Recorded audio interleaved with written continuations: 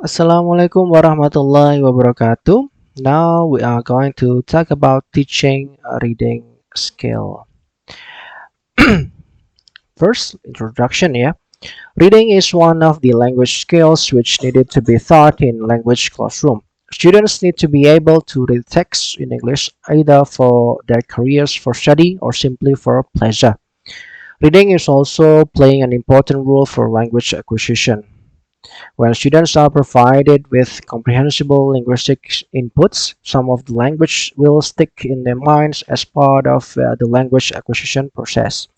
When reading texts are very interesting and engaging, the acquisition process will be more successful.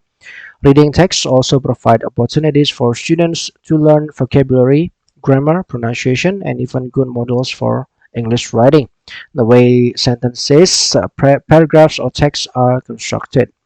Last but not least, reading text can introduce interesting topics and stimulate discussion, according to Hama 2005. The underlying principles, there are some definitions of reading given by language scholars.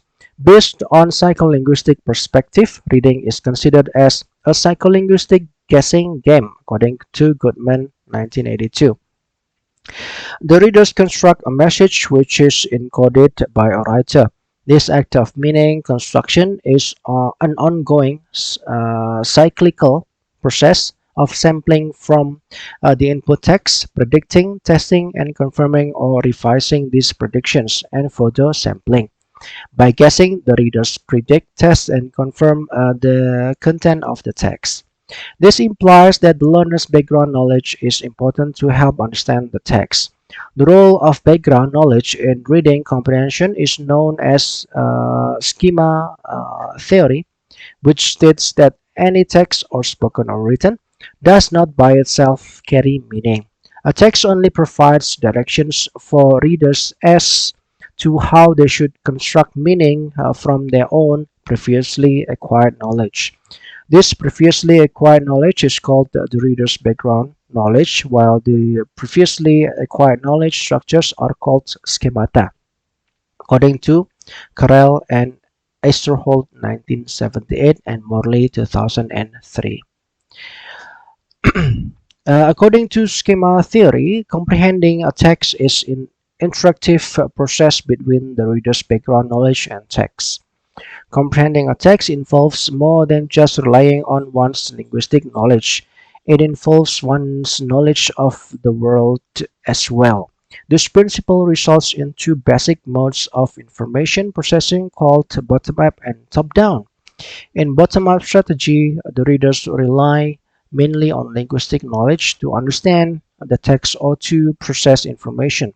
This is also called a text-based or data-driven mode of information processing.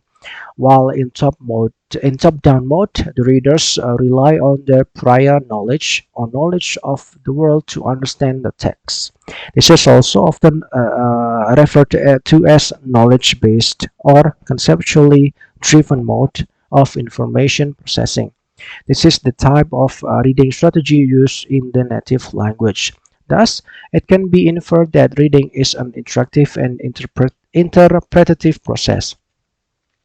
The reader processes his background knowledge and the printed text using specific skills and strategies to form expectations or predictions about the text, selecting and using the most productive cues to confirm or reject those predictions. This process takes place until the reader is satisfied with the information he gets from the printed message and then reacts to it accordingly. In order to understand more about the role of background knowledge in reading comprehension, it is worth discussing about two different types of schemata, formal and content schemata. The formal schemata refer to the background knowledge of the rhetorical organizational structures of different types of texts or genres such as fable, simple stories, scientific texts, newspaper articles, poetry, and etc. A formal schema of an expository writing, for example, has five different types: collection, list, causation, cause and effect, response, problem and solution, comparison and contrast, and description, attribution.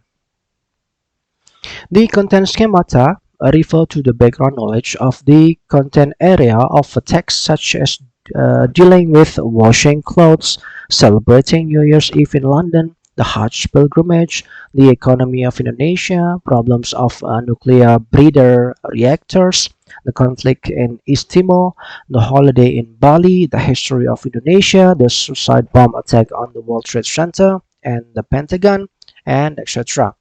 To sum up, the formal schemata or bottom-up processing, data-driven processing, and visual information relate to language knowledge, whereas content schemata or top-down processing, conceptually driven data and visual information relate to background knowledge. Thus, to facilitate reading comprehension, teachers must start from two bases, the language knowledge and the background knowledge.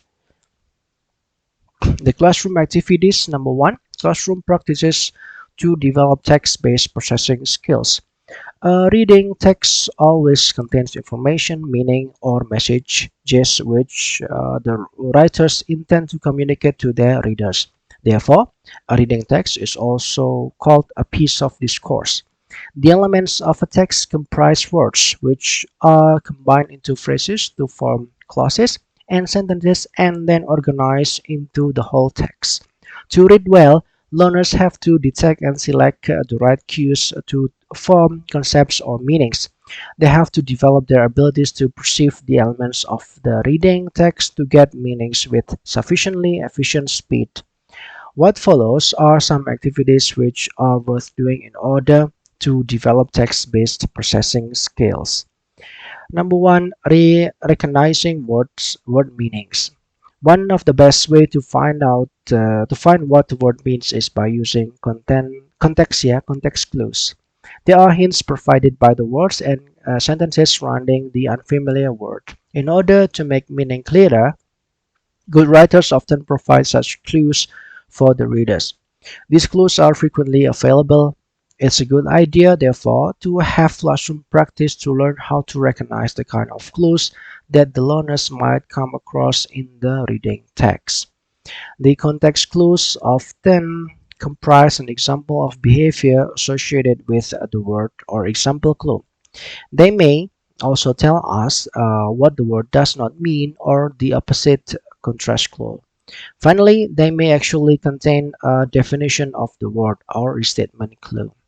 The second way to figure out the unfamiliar word is by word analysis.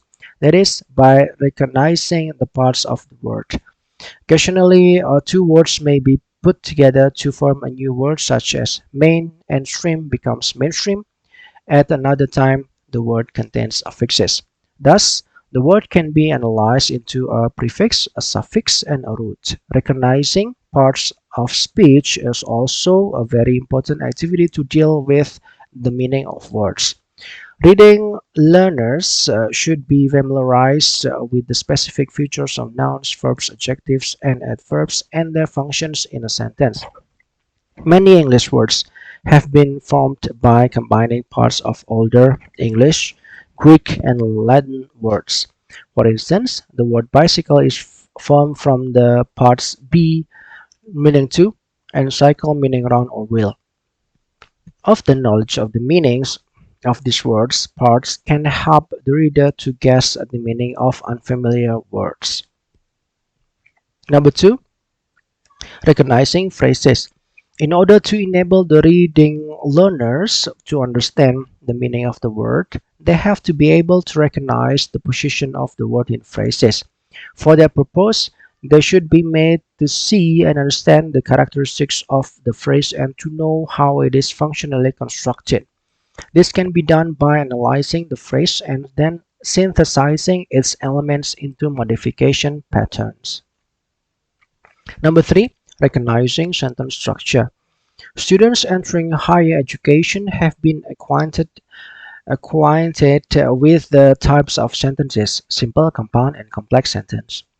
They are also familiar with the classification of sentences into declarative, interrogative, and imperative sentences. However, in order to get meanings from the sentences, they need to know how words and phrases are functionally arranged to carry meanings in sentences. The basic sentence patterns and the basic elements of a sentence are also worth discussing. Learners have to practice to recognize sentence elements of the sentences in the text, especially the complex and compound sentences, since identifying core element becomes more difficult as sentences become longer and more complicated, as in Burger World, which operates some 2,000 fast food restaurants plans to start work this spring, or at the latest by early summer, on a new self-service restaurant in Rochester, New York, which is designed to test many new ideas in energy saving and customer convenience. Werther, 1983. The comprehension to enable the students to get and to interpret meanings or ideas carried by the reading text. They need to be familiarized with how sentences are functionally exploited to carry meanings in a discourse and how they are manipulated to form a paragraph through analysis. We can point out which sentence contains the main idea and becomes the core part of the paragraph, which sentences are supporting sentences which say something about the main idea.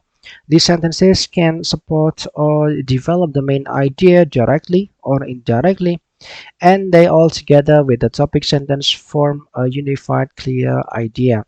Topic sentence usually comes first in the paragraph, and it contains the main idea to be communicated. It also contains the subject to be discussed, whereas the details in a paragraph expand the paragraph's main idea, but not all of these details are essential to the writer's central thought. Some are just meant to describe, to add information, or just merely to repeat the main idea. Number two, classroom practices to develop knowledge-based processing skill.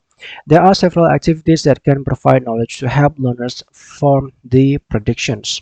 Number one, advanced organizers. Using advanced organizer means that before the students are given the actual text, the teacher gives them a similar text dealing with the same topic, according to Seliger 1972. Thus, the advanced organizer text serves to create the schemata so that the new information from the actual text can be internalized. They can also take the form of a picture, diagram, graph, or other visual aids. Number two, previewing. Before the students read the text, the teacher tells about what they are going to read. This activity will familiarize them with the material so that they can establish certain expectancies about it, and to develop a cognitive organizational structure of the material before the actual reading begins, according to Seliger 1972. In this case, the teachers can review titles, section headings, and photo captions to get a sense of the structure and content of a reading selection. Number three, skimming and scanning. Making a quick survey of the text in order to get main ideas will also provide background knowledge. Such a preview of the content of the reading text will provide the students with knowledge background necessary for comprehension. In skimming, the search is for general ideas of a text or passage, while in scanning, the search is more focused. So, the scan is to read quickly in order to locate specific information, such as to find a particular date, name, number, and etc. Number four, prediction. Students can use knowledge of the subject matter to make predictions about content and vocabulary and check comprehension. Use knowledge of the text type and propose to make predictions about discourse structure. And use knowledge about the author to make predictions about writing style, vocabulary, and content. The classroom procedure. A fully developed reading activity supports students as readers through pre-reading, while reading, and post-reading activities. The pre-reading activities are used to prepare students for reading. The activities during pre-reading may serve as preparation in several ways, namely, to assess students' background knowledge of the topic and linguistic content of the text, to give students to give students the background knowledge necessary for comprehension of the text, or to activate the existing knowledge that the students possess, and then to clarify any cultural information which may be necessary to comprehend the passage. Also, to make students aware of the type of text they will be reading and the purpose for reading, and also to provide opportunities for group or collaborative work and for class discussion activities. The samples for pre-reading activities may include number one, using the title, subtitles, and divisions within the text to predict content and organization or sequence of information. Two, looking at pictures, maps, diagrams, or graphs and their captions. Three, talking about the author's background, writing style, and usual topics. Four, skimming to find the theme or main idea and eliciting related prior knowledge. And then reviewing vocabulary or grammatical structures. Number six, reading of the comprehension questions to focus attention on finding that information while reading. Seven, constructing semantic webs, a graphic arrangement of concepts or words showing how they are related. Eight, doing guided practice with guessing meaning from context or checking comprehension while reading. And eight, pre-reading activities are most important at lower levels of language proficiency and at earlier stages of reading instruction. As students become more proficient at using reading strategies, we will be able to reduce the amount of guided pre-reading and allow students to do these activities themselves, according to Bynes 2002. While reading activity, during the while reading, we have to match the activities to the purpose for reading. In while reading activities, students check their comprehension as they read. The purpose for reading determines the appropriate type and level of comprehension. Some examples for comprehension checking are as follows. Number one, when reading for specific information, students need to ask themselves, have I obtained the information I was looking for? Number two, when reading for pleasure, students need to ask themselves, do I understand the storyline or sequence of ideas well enough to enjoy reading this? And number three, when reading for thorough understanding or intensive reading, students need to ask themselves, do I understand each main idea and how the author supports it? Also, does what I'm reading agree with my predictions? And if not, how does it differ? According to Bynes 2002. And then the post-reading activity. The post-reading activities function as a closing mark for a reading class. The following are advisable activities for post-reading. Number one, answering questions to show comprehension of messages to multiple choice, or true or false questions. Two, students are given several possible summary sentences and asked to say which of them fits to the text. Number three, writing as a follow-up to reading activities related to passages. We can also ask students to write a summary with several guided questions. And then number four, speaking as follow-up to reading activities, for examples, debate, interview, discussion, role play, and etc. associated with the passage they have read. So in conclusion, as teachers of English as a foreign language, we are often tempted to teach reading in order to improve the students' mastery of English.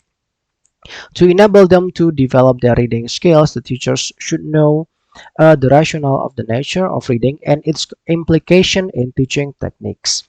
They should also be able to employ suitable techniques to improve the students' reading ability. Comprehending a text is an interactive process between the reader's background knowledge and the text. As the psycholinguistic perspective views that reading is a psycholinguistic guessing game which involves interaction between thought and language.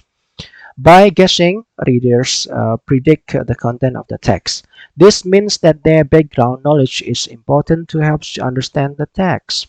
This is also in line with the schema theory, which bears two basic modes of information processing: the text-based or bottom-up, and top-down or knowledge-based information processing.